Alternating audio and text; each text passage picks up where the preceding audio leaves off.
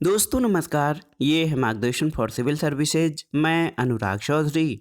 दोस्तों assistant professor परीक्षा के सामान्य अध्ययन के लिए महत्वपूर्ण अध्ययन सामग्री के अंतर्गत इस वीडियो में आप पढ़ेंगे भारतीय इतिहास एवं भूगोल यूनिट का महत्वपूर्ण टॉपिक भारतीय संस्कृति की प्रमुख विशेषताएं।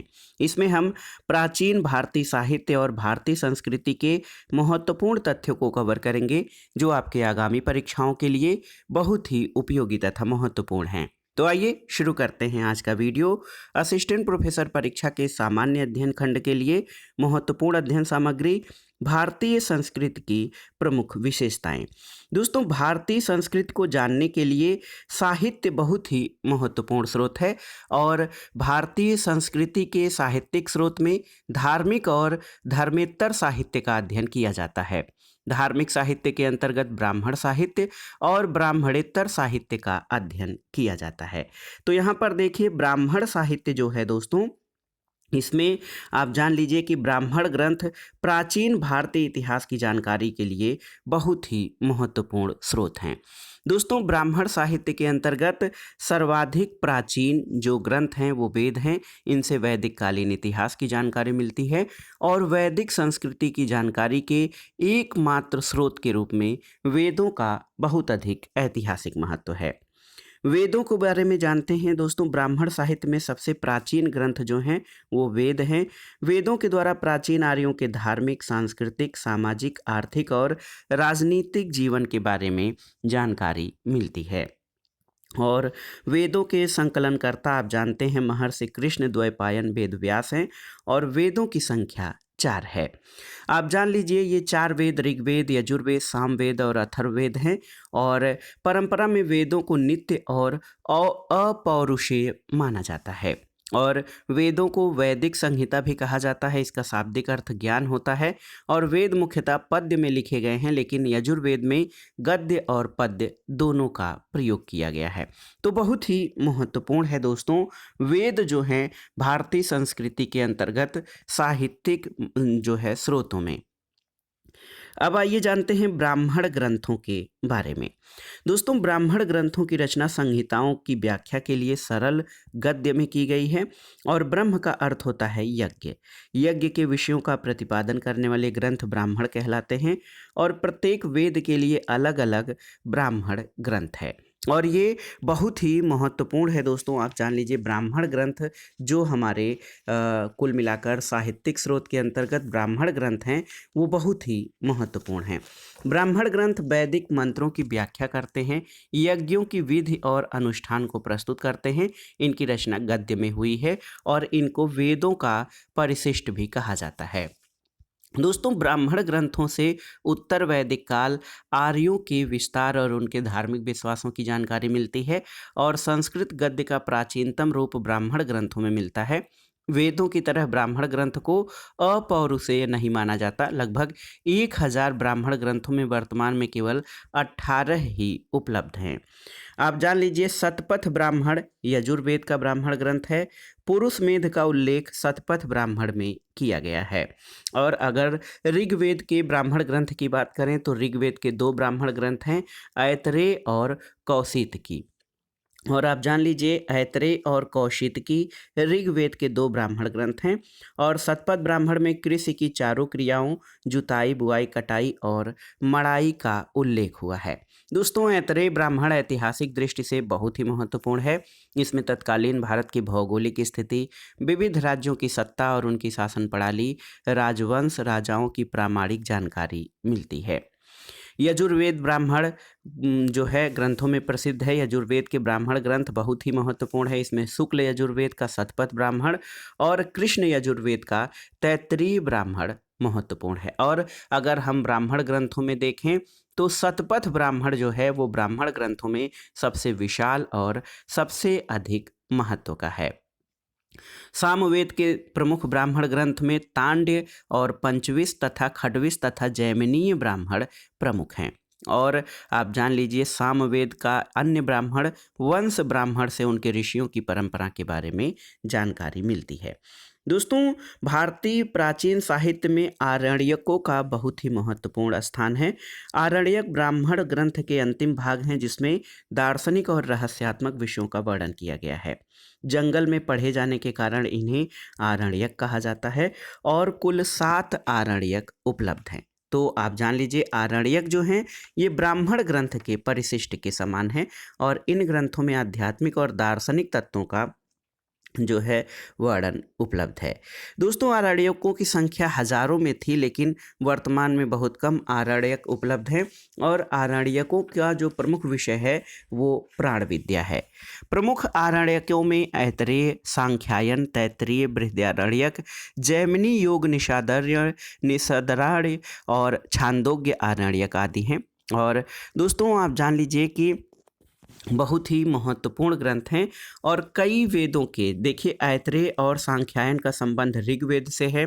यजुर्वेद के आरण्यकों में तैत्तिरीय और बृहदारण्यक शामिल हैं और सामवेद का आरण्यक जैमिनीय उपनिषद आरण्यक अथवा तवलकार आरण्यक है और सामवेद से संबंधित है छांदोग्य आरण्यक। और दोस्तों, अथर्ववेद का कोई आरण्यक ग्रंथ उपलब्ध नहीं है। अब आइए जानते हैं उपनिषद के बारे में। दोस्तों, उप का अर्थ है समीप और नी का अर्थ है निष्ठापूर्वक और सद का अर्थ है बैठना, यानी जिस रहस्य विद्या का ज्ञान गुरु के समीप बैठकर प्राप्त किया जाता है उसे उपनिषद कहते हैं। और वैदिक साहित्य के अंतिम भाग होने के कारण इन्हें वेदांत भी कहा जाता है और भारतीय दर्शन का मुख्य आधार और वैदिक साहित्य का अंतिम भाग उपनिषद है। इसका शाब्दिक अर्थ समीप बैठना है।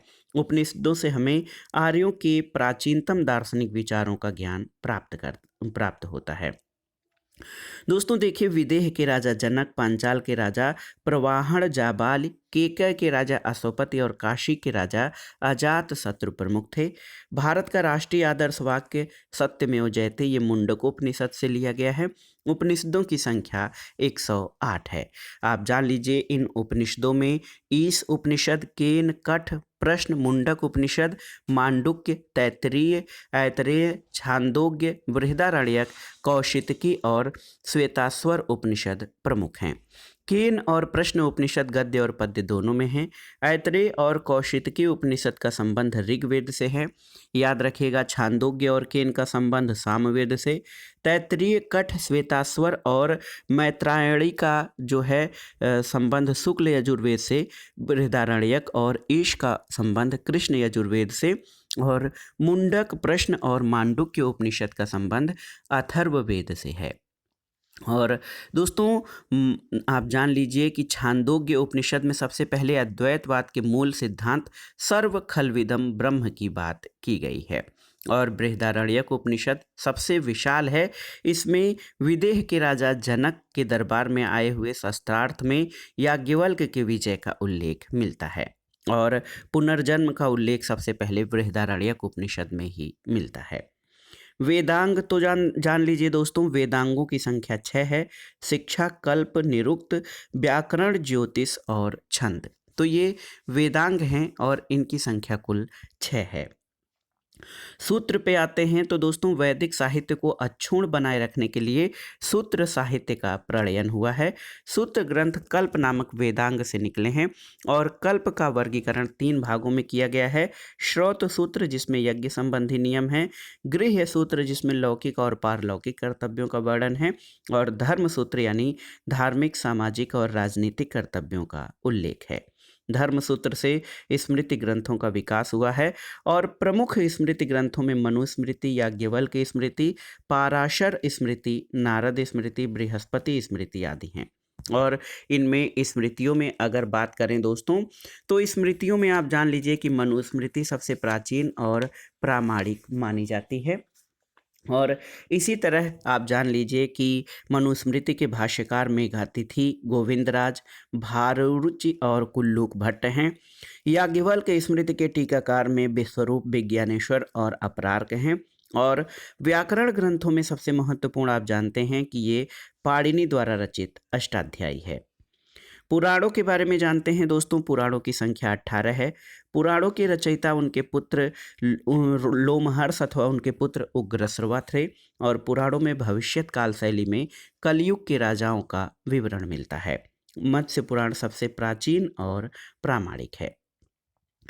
आइए देखते हैं पुराण और उनसे संबंधित वंश।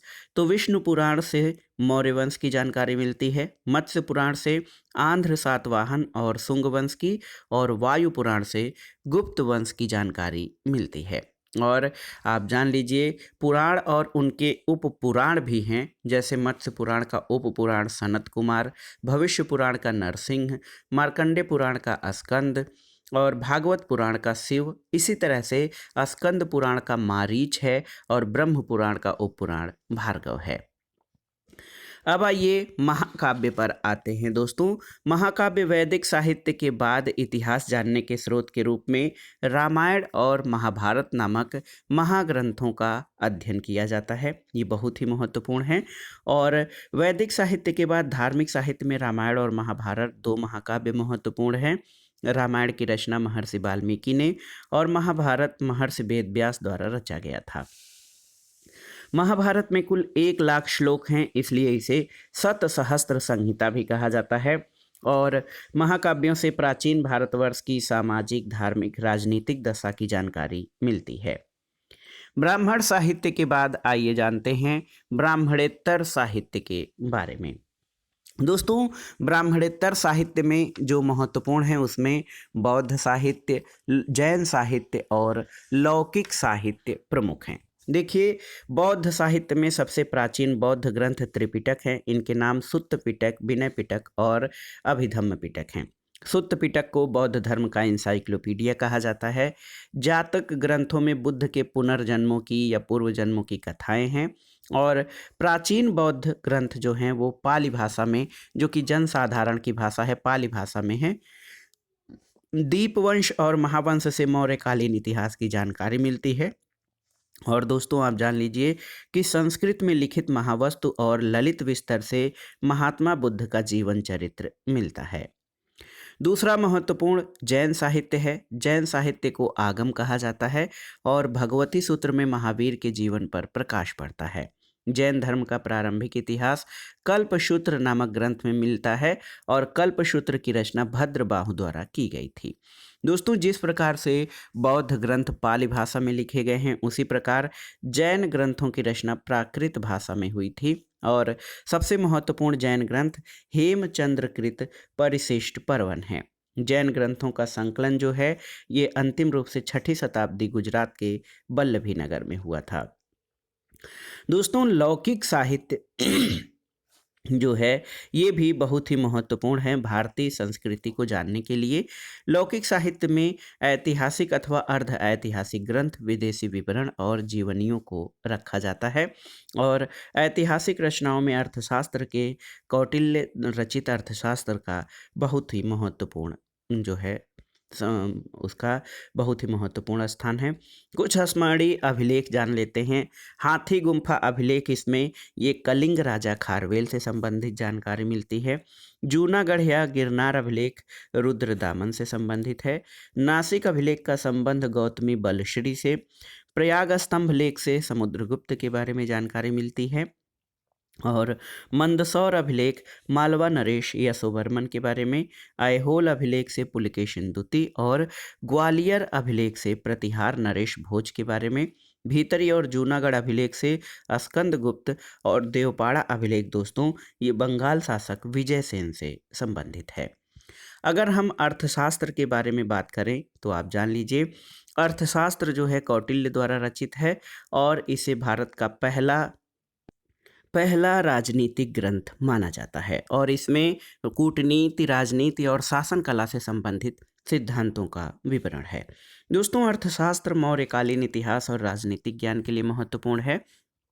इसके अलावा विशाख दत्त का मुद्रा राक्षस, सोमदेव का कथा सरित सागर, क्षेमेंद्र द्वारा बृहद कथा मंजरी जो रचित हैं, ये भी भारतीय संस्कृति और प्राचीन काल को जानने के महत्वपूर्ण स्रोत हैं।